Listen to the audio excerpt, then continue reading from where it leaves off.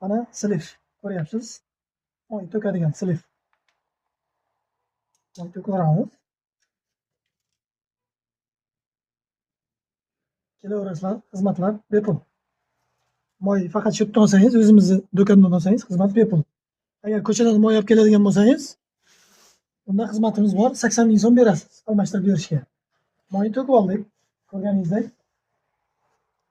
Moy oqyapti. Endi balandga havoni ulaymiz shlangga.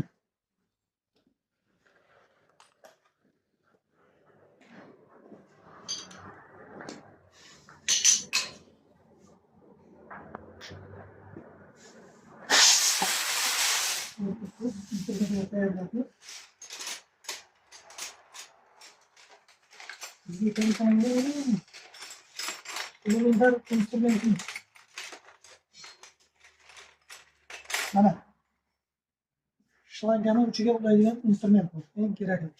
Korobkaga havo beradi. Sut deyiladi nomi. Mana bu shlangaga ulanadi. O'zi avtomatik ulanadi. O'tirganingizni bo'ladi. Hozir buni yoqqa qotiramiz, keyin ulanadi.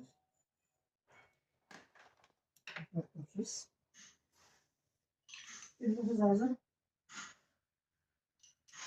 havo beradigan joyni probkasini ochamiz. Korobkani, havo beradigan probkani. Mana ko'ryapsiz. Chekmizni.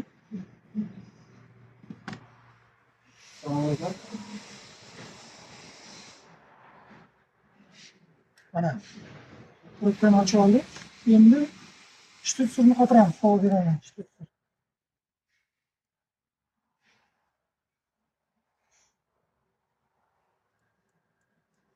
Salgina buni qotirish kerak. Bo'lmasam yonidan havo chiqib, moy sachrab ketishi mumkin. Mana ko'ryapsiz. Qotirdik. Kirishkani yoptiramiz. Yana moy sachrab qolmasligi uchun. Endi shlangamizni ulaymiz shtutsirga.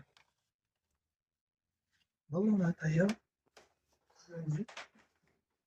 Endi havo berish jarayonini qilamiz.